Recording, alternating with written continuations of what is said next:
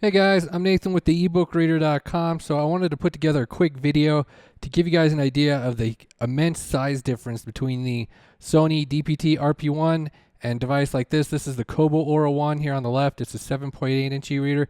The Sony, it's got the 13.3 inch screen, so obviously it is huge, and it's very good for PDFs. It's also very thin and very light. It's just like in a whole different category of its own. It feels completely different than these type of devices just because it's so thin and light.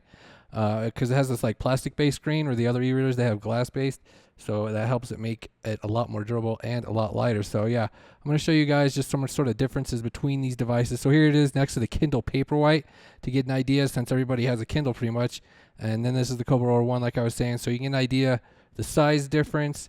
The Kobo Aura One is basically like half the size of the screen alone, so it's basically the screen takes up like two Kobo Aura Ones, so it's hard to even get it into frame here, so you're gonna have to work with me here. I got some different shots coming along, but in landscape mode, the Kobo Aura One is quite good. So actually I'm using KOReader on the Kobo Aura One, so that needs to be specified because the PDF software on the Kobo is pretty basic, but the KOReader adds some more features. I just uploaded a video with that, so I'm not going to go into super detail with any of these. I just want to give you guys sort of an idea how it looks. So here's like the PDF in landscape mode, the same PDF. If you have it in landscape mode on the Aura One, it's basically like half the screen. You're like getting like a small portion of the screen. It's not like the full PDF. Obviously, you're getting probably not quite half the screen, probably like 40%. I'll back out the camera here in a second to show you. But the scaling is pretty similar when you have it in landscape mode and you have it fit to margins on the Kobo. So you got some different options with KOReader as far as the fitting goes. You can fit it to width, that works the best, or you could fit it to page, it would be a little bit bigger margins. But with fit to width, as you can see right here, they're pretty comparable. It's still a little bit bigger on the Sony as far as that goes. Then here we go. I'll give you guys a zoomed out look to get an idea of the size difference. It's like it's beyond zoom, so you got to go back here. So as you can see, Sony is way bigger than the Kobo Aura One. Some people are asking me with KOReader on the Kobo if it's good enough, but I gotta say, if you really want a PDF reader, Sony's way to go. It's got the on-screen notes, and then you've got the eraser function on the stylus, and you can also add highlights like that. So the Sony's nice and quick and responsive as far as adding on-screen notes. Obviously, it's got some advantage with that. You can also have a notes page open, like in landscape mode here. So when you have landscape mode with the two-page view on the Sony, it's basically the same size it is on the Kobo Aura One, so it's very comparable. Still a little bit larger on the Sony, but I mean they're very comparable as far as like I was saying, the screen it's basically half the size of the Kobo Aura One. So and then this is a look at like the 6-inch Kindle. So just an idea with the 6-inch e-reader, it's even quite a bit smaller as you can tell, so it's not nearly as comparable as it was with the Aura One, but you still get like the basic same kind of page layout when you're scrolling in landscape mode. So landscape mode does work pretty well, but obviously look at that, it's way tinier on the Kindle. So if you got really good eyesight, you can get it by with reading. I mean, see, the text is obviously readable, but could be a lot better on the larger screen. So one thing the Kindle has the advantage with is you have on-screen notes, or highlights and stuff, and you can do these text notes. So and you also have like pinch zooming and scrolling, and the scrolling is actually quite smooth.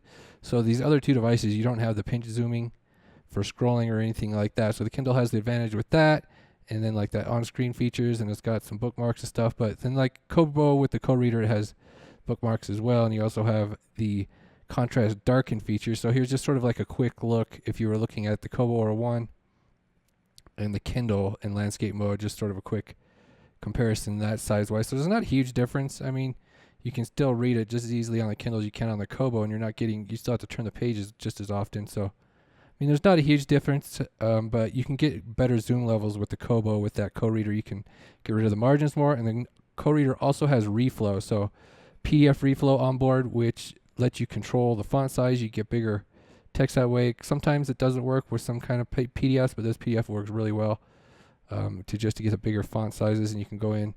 You also got the contrast darken feature on the KOReader as well, but then you can go in here with the text reflow, and you can increase the font size.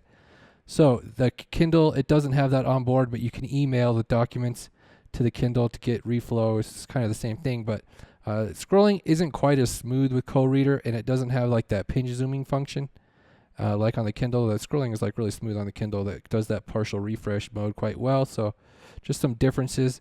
And then like KOReader also has that night mode. So if you wanted to switch over to you know, a black background with white text, you've got that option with KOReader.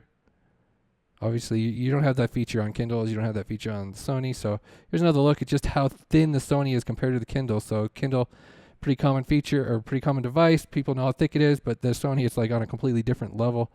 So Sony, it has the pinch zooming, like it recognizes pinch zooming, but it just goes to this thing where you can view 16 pages at once, and you can navigate this way. So the Sony has some limited features as far as navigation goes. Like it doesn't have table of contents and stuff like the other two do, but I mean, when you have this big nice screen and then the notes, you can just write directly on the screen with the stylus. It's very responsive.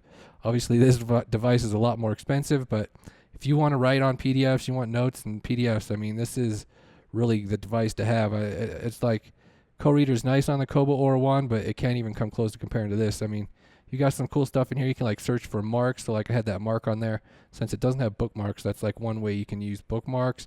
Then you can also just like anytime you write on the screen, it'll get added to your annotations list. So then you can just jump around that way as well to the document. So it has some unique features, and it has that 2-page mode and landscape mode. You can have notes on at the same time, and it's also got like zooming here, but it doesn't have any kind of scrolling or pinch zooming, which is actually kind of nice because you can touch the screen. You can have your fingers on the screen, and you don't get any accidental page turns at all. It's very, very good about that.